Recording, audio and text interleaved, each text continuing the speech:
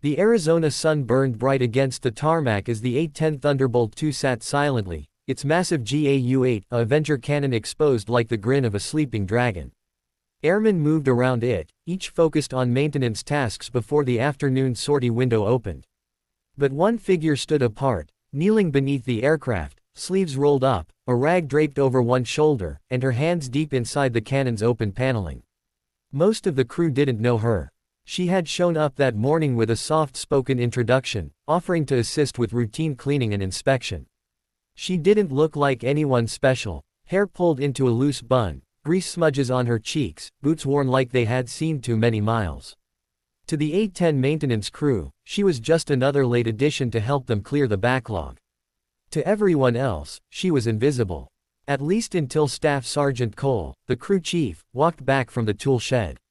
He spotted her leaning into the A-10's massive cannon, humming quietly as she adjusted the feed system with the confidence of someone who had done it 1,000 times. "Hey," Cole shouted, "you can't mess with the feed housing without clearance. What's your—" He stopped mid-sentence, because when she stood up and wiped her hands on a rag, her jacket shifted just enough to reveal the patch on her left arm. A patch most crews only heard rumors about. Black background, a silver lightning bolt, and in the center, a stylized A-10 nose. The emblem of the 160th Tactical Systems Test Unit. Better known on base as the Ghost Testers, the group responsible for evaluating classified upgrades before the Air Force released them to the operational fleet. Very few people ever met a member. Even fewer recognized their patch. And no one, absolutely no one, questioned their presence. Cole froze. "Ma'am," his voice cracked. Is that real?" She glanced at him, as if unsure what he meant. Then she followed his gaze toward her sleeve. "Oh, that." Her answer was maddeningly casual.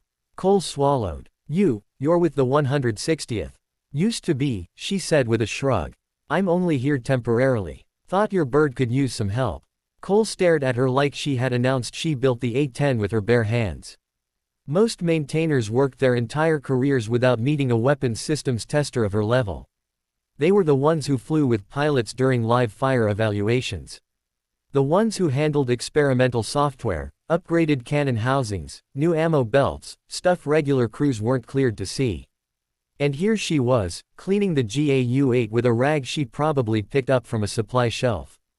"Used to be," Cole managed to say. She smiled faintly. "I retired. Sort of. But I still get called when the Warthog needs something special." He stared at the cannon, then at her. "Special how?" "You'll see," she said, stepping aside. Cole moved closer, peering into the feed system. He expected to see something wrong, something she had mistakenly done. Instead, he saw everything perfect. Impossibly perfect. A configuration he had never been trained on. A modification he didn't recognize. "This isn't standard," he whispered. "What did you do?" Behind him, the other maintainers started to gather around. None of them spoke. All of them stared. She knelt again and tapped a component inside the cannon's assembly. "Your aircraft has been having jam issues on burst fire mode, right?" Cole blinked. "How did you?" "I looked at the maintenance reports." She pointed to a thin metal guide. "The new belts you switched to 2 months ago have a slightly different flex rating. Causes drag under certain humidity conditions.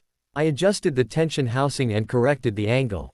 Cole ran his hand along the guide. It was flawless. No, more than flawless. It was optimized with a precision he didn't think human hands could achieve outside the factory. He turned to the others. "Do any of you know how to do this?" All of them shook their heads.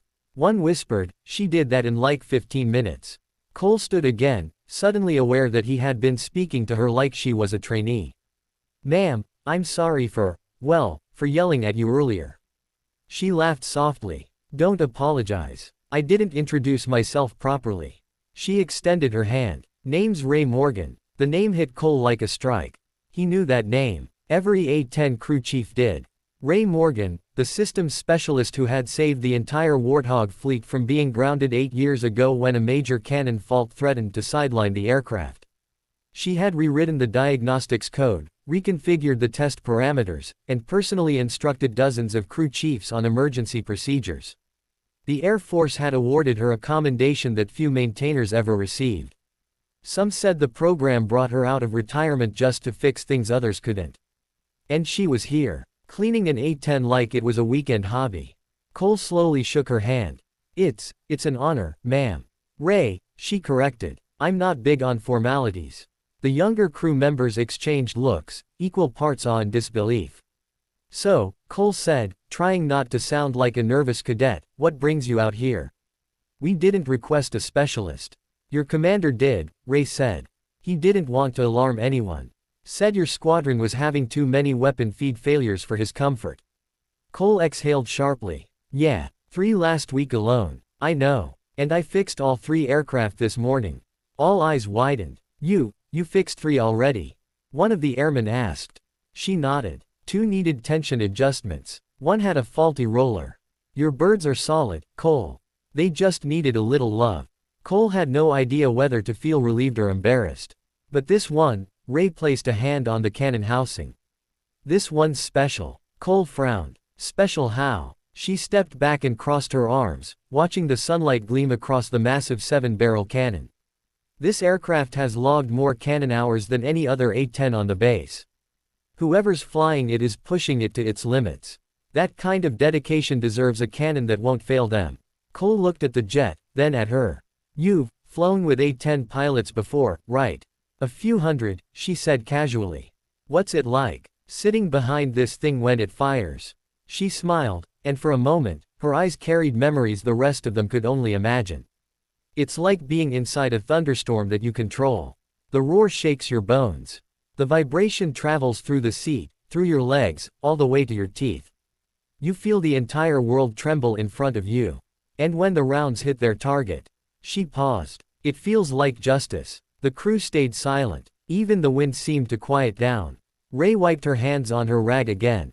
All right. Fire her up and run a dry cycle. You'll hear the difference immediately.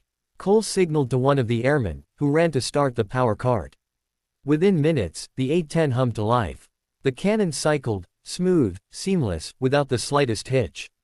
It was like listening to a symphony from a machine made only for war. Cole stared at the readout, stunned. This is perfect. Ray nodded. It'll keep your pilot alive. Cole turned to her. Why did you really come out here? She looked him in the eyes, calm, steady, honest. Because someone has to take care of the Warthog. And sometimes, that someone is just a woman with a rag and a patch people forgot existed. She slung the rag over her shoulder and walked toward the next jet.